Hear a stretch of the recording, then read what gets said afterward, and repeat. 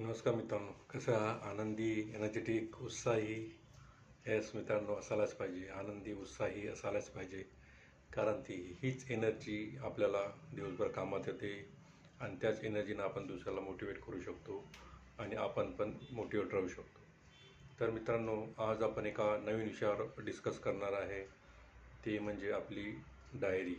मित्रांनो, ही आपली डायरी, जुन्या डायरीज जे आपण लिहितो ते खूप एक मोठा आपल्यासाठी खूप मोठं मोटिवेशनल फॅक्टर आहे.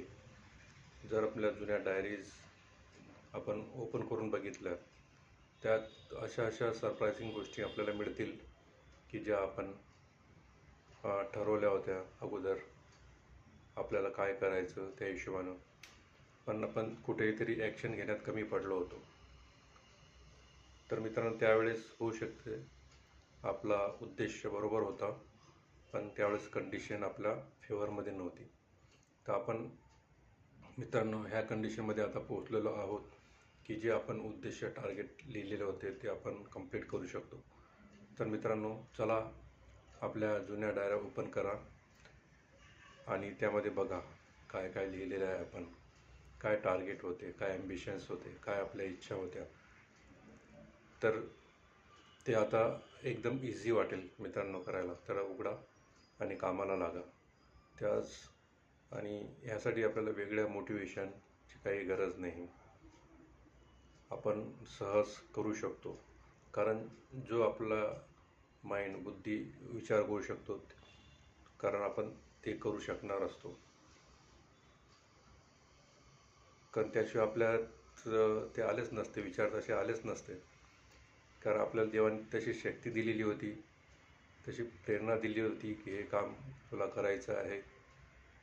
म्हणून आपण ते प्रत्यक्षात लिहिलं डायरीमध्ये, पण प्रत्यक्षात उतरू शकलो नाही. पण आता उतरू शकणार नाही अशी कंडिशनने आपण उतरू शकतो.